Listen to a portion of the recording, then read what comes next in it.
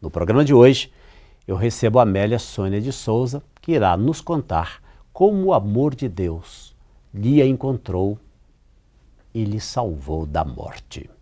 E com ela também temos a pastora Maria Geralda, que é responsável pelo Ministério Siloé, ministério esse que trabalha com os deficientes visuais ali na Igreja Batista da Lagoinha.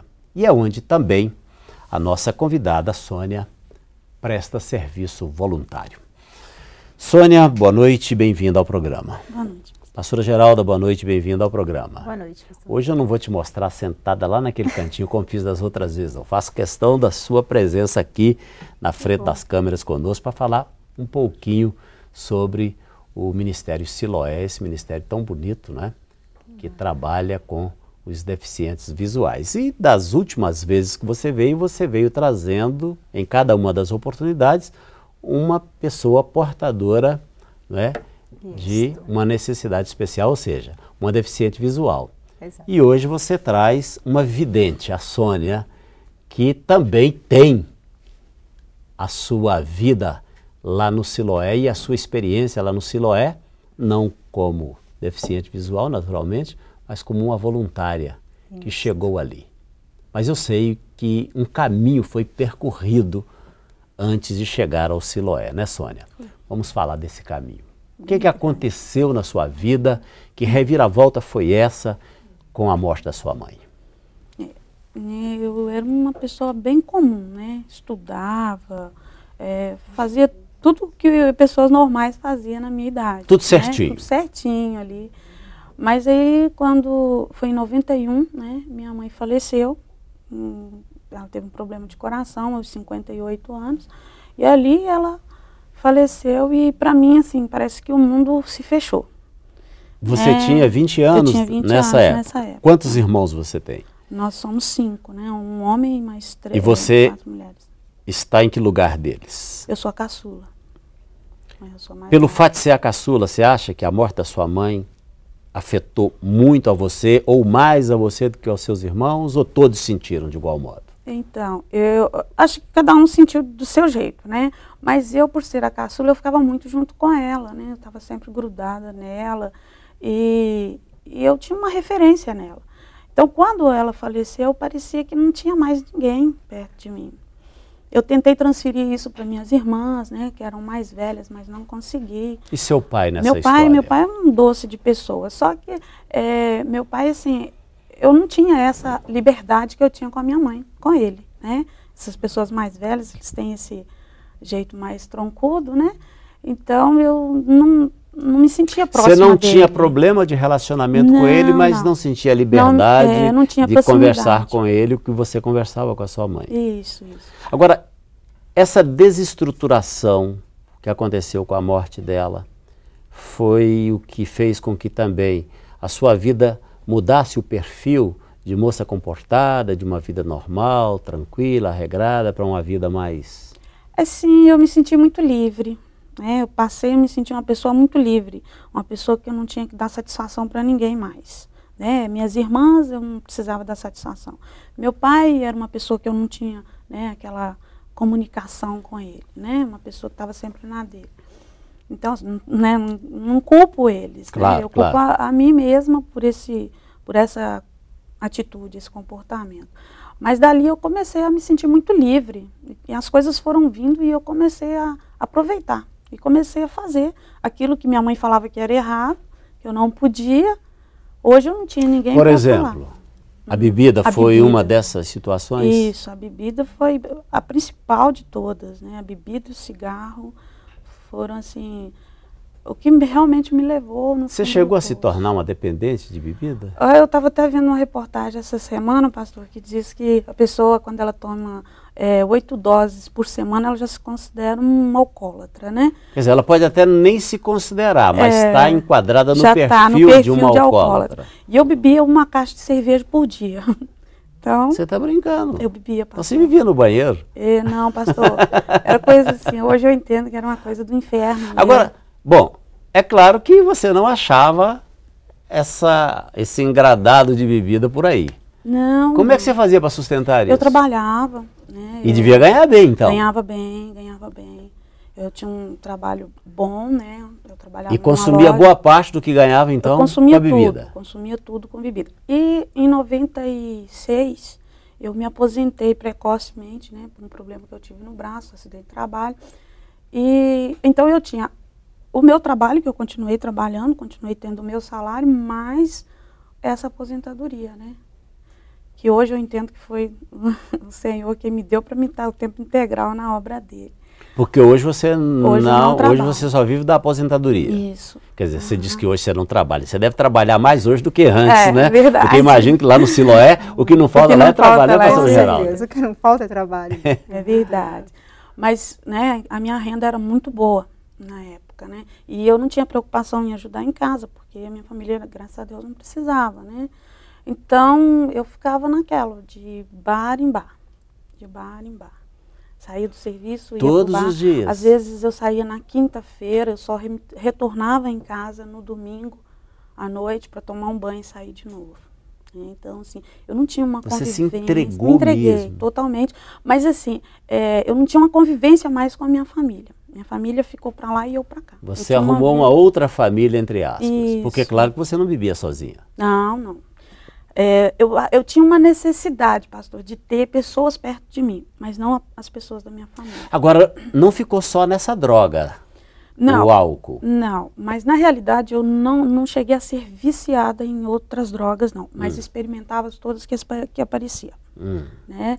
Mas o meu prazer estava em fornecer isso para as pessoas. Né? Então, assim, quando os meus amigos queriam usar uma droga, aí eu tinha o dinheiro, eles não tinham, eu me sentia realizada em estar realizando a vontade deles. E muitas vezes ali eu usava junto com eles. Né? Mas nessa área não cheguei a não ser chegou viciada, a se tornar uma não, dependente viciada, de outro tipo de droga, só do álcool só mesmo. do álcool mesmo. E quanto tempo durou essa sua vida de bebedeira? De 91 até 2001. 10 anos. 10 anos. Se você fizer uma conta, assim, você tem noção de quanto você bebeu em dinheiro nesse tempo? Tem não, pastor. Tem nem noção. Você deve ter bebido uma casa, um carro na garagem. Muita coisa. Mais alguma coisa, não? Olha, financeiramente eu fiquei no buraco. E a sua família, como é que via isso? Essa mudança tão radical na verdade, no seu na estilo de vida? Né, nós não éramos cristãos, então a gente vivia, passou cada um viver a sua vida. Ninguém se preocupava com ninguém? Não, passou cada um viver a sua vida. Cuida da sua vida, eu cuido da minha? Isso. Então, assim, eles sentiam muito essa falta, essa ausência da minha parte, mas para eles era eu lá e eu, né, cá. Mas quando foi passando o tempo, eles foram vendo que eu estava me envolvendo com pessoas muito... que não era do nível social, né, da gente ali. Não eram pessoas que não eram boas companhias. Isso. Então, eles começaram a se preocupar com isso, porque estava tendo muito envolvimento nessa área de droga, né? E eu era uma pessoa muito comunicativa, né? Eu tinha amigos de... como é que eu vou explicar? Vamos colocar 2 gangues, vamos supor assim. Então, eu tinha amigos em uma e amigos na outra. Por que gangues? Eram pessoas... Eram do mal mesmo? Eram pessoas assim, que não se preocupavam em tirar a vida de outro, não. É mesmo? Era. Só que eu, para a glória de Deus, eu não cheguei a fazer esse tipo de coisa, não. Mas eu estava sempre no meio. Com gente que fazia isso. E sabia de muita coisa, né? Sabia de muita coisa que eles faziam. Então, minha família começou a se preocupar com isso. E como é que essa história mudou? O que aconteceu para essa história mudar? Então, nessa época que minha família começou a se preocupar, eles se mudaram desse bairro, né? Nós mudamos para um outro bairro, largaram a casa lá, que era nossa, a gente, né, tinha essa propriedade lá. Mas mudaram de lá por quê? A família foi ameaçada? Não, a família coisa? Não, mas eles tinham medo por mim, porque uns meses antes eu tinha entrado numa confusão, né, uma briga, e assim, a menina era bem menor que eu e ela me bateu muito, sabe, pastor? Me machucou muito. Aí a minha família ficou assim muito preocupada, né? Porque eu recebi muita ameaça nessa época, né? E quer dizer, você começou a viver uma vida marginal mesmo. Foi por aí, pastor. Bem lá no fundinho do poço mesmo, porque os detalhes são bem grandes. E ali a minha família pegou e falou, não, vamos tentar, né, tirar ela disso. Porque ninguém conhecia Jesus ainda, então a forma era material mesmo de sair, né. Vamos tentar. Aí largaram a casa, né, tudo, e mudaram para um outro bairro. Só que eu não saí. Eles saíram, mas eu continuava lá.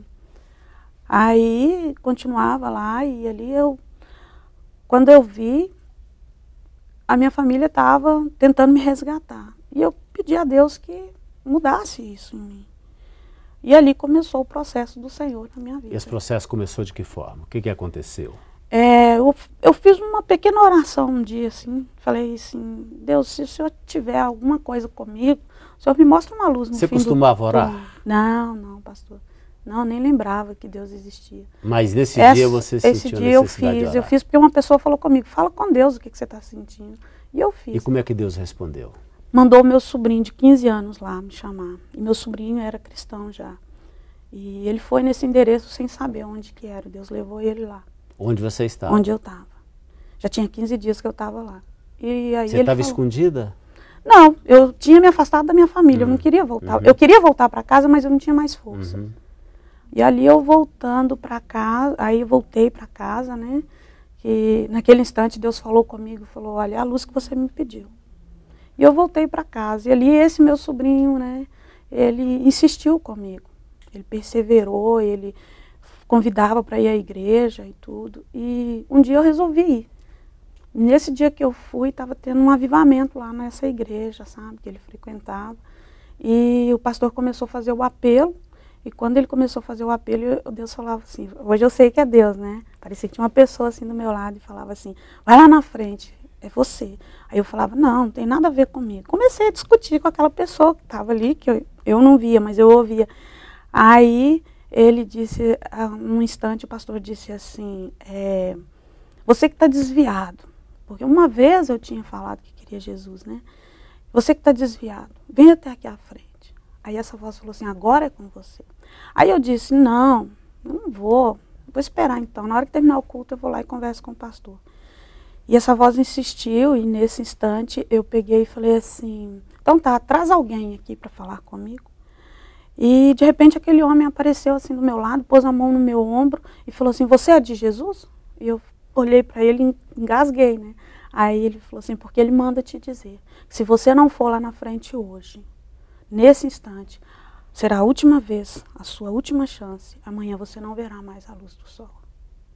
E ali eu não teve escolha. Aquele momento ali acabou, né, pastor? Como é que faz?